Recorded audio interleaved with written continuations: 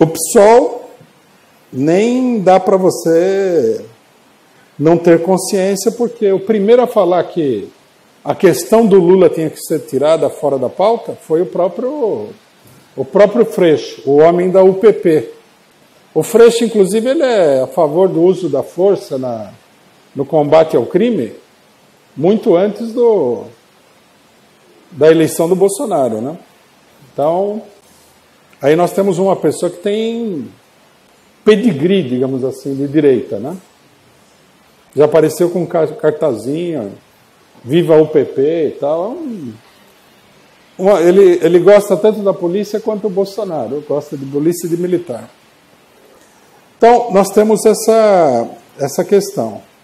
Esse problema, ele se manifesta também, companheiros, muito claramente, também outra coisa esclarecedora, né? O bom do desenvolvimento da situação política é que você acompanhando com calma e observando, as coisas vão se esclarecendo. Nós vimos aí que o Ciro Gomes era o homem mais esquerdista do Brasil, né? Fizeram toda uma campanha de que o Ciro Gomes era o Lenin brasileiro. Ia fazer acontecer, ia sair correndo com a Petrobras, não ia dar nem tempo do pessoal botar a mão em cima, uma coisa de louco, né? Nunca vi um cara tão radical e tão esquerdista. Aí, nós descobrimos que o Ciro Gomes não quis fazer um acordo com o PT para ser o vice do Lula e ser candidato do PT. Veja o PT também, né? No caso do Lula ser condenado. Quer dizer, ele não queria ganhar a eleição, esse grande esquerdista. Ele queria que o PT perdesse a eleição e o Bolsonaro ganhasse a eleição.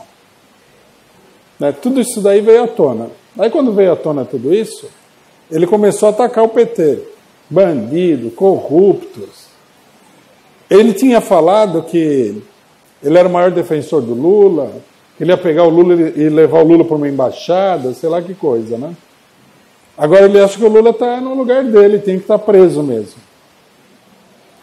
E aí montaram uma frente democrática sem o PT. Motivo óbvio. Isolar o PT. É ou não é? Aí a frente é democrática. Vocês estão com medo do Bolsonaro, de uma ditadura, dos 400 militares que estão no governo Bolsonaro, do Exército, do Vilas Boas, que é o maior defensor, é ao mesmo tempo o maior defensor da democracia no Brasil e bolsonarista.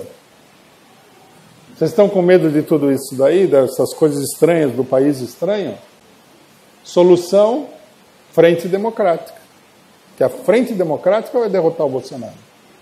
É ou não é? Então formou-se a frente democrática entre o PCdoB, o PSB e o PDT. E aí o que a frente democrática faz? Entra numa frente com o Jair Bolsonaro pela eleição do presidente da Câmara. Que não é ninguém mais, ninguém menos do que o ilustre Rodrigo Maia, né? Candidato do Bolsonaro. Então aí a gente vê todo mundo junto na fotografia, né, de mãos dadas. Não tem a frase? Ninguém solta a mão de ninguém? Aí tem o Ciro Gomes, o PCdoB, o PSB, o Jair Bolsonaro, Maia, o Cunha, o Temer. Quer dizer, ninguém solta a mão de ninguém, com exceção da mãozinha do PT. Vamos soltar só a mão do PT. Lula fica na cadeia e todo mundo fica feliz como uma grande família. Uma coisa boa da política é que a política ela não existe só na época eleitoral. Porque na época eleitoral, você tem que ter um saco, né, do tamanho de um caminhão-pipa, para o cara que vem e fala assim, Ciro Gomes, eu não sei o que lá, e você sabendo que o Ciro Gomes é apenas um vigarista comum da política brasileira, capaz de qualquer golpe.